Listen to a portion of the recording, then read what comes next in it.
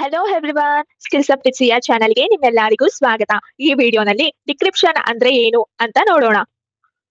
ಅದು ಹೇಗೆ encrypted ಡೇಟಾನ original ಫಾರ್ಮ್ಗೆ ಕನ್ವರ್ಟ್ ಮಾಡುತ್ತೆ ಅಂತ ನೋಡೋಣ. What is decryption? ಡಿಕ್ರಿಪ್ಷನ್ ಅಂದ್ರೆ ಏನು? ಡಿಕ್ರಿಪ್ಷನ್ ಅಂದ್ರೆ ಎನ್ಕ್ರಿಪ್ಟೆಡ್ ಡೇಟಾನ ಒರಿಜಿನಲ್ ಫಾರ್ಮೆಟ್ಗೆ ತರುವಾಗ ಕನ್ವರ್ಟ್ ಮಾಡುವ ಪ್ರೋಸೆಸ್.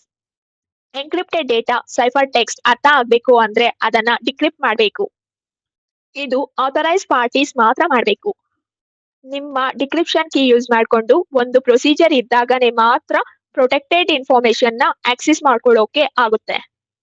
ಎಕ್ಸಾಂಪಲ್ ತಗೊಂಡ್ರೆ, ಇಮ್ಯಾಜಿನ್ ನಿಮ್ಮ ಆನ್ಲೈನ್ ಬ್ಯಾಂಕಿಂಗ್ OTP ಎನ್ಕ್ರಿಪ್ಟೆಡ್ ಆಗಿ ಬರುತ್ತೆ. ರಿಸೀವರ್ OTP ಡಿಕೋಡ್ ಮಾಡಬೇಕು ಅಂದ್ರೆ ನಿಮ್ಮ ಡಿಕ್ರಿಪ್ಷನ್ ಕೀ ಬೇಕು. ಇದರಿಂದ ನಿಮ್ಮ ಟ್ರಾನ್ಸಾಕ್ಷನ್ ಸೇಫ್ ಆಗುತ್ತೆ. ಯಾವ ಹ್ಯಾಕರ್ಸ್ ಇಂದನೂ ನೋಡೋಕೆ ಆಗಲ್ಲ.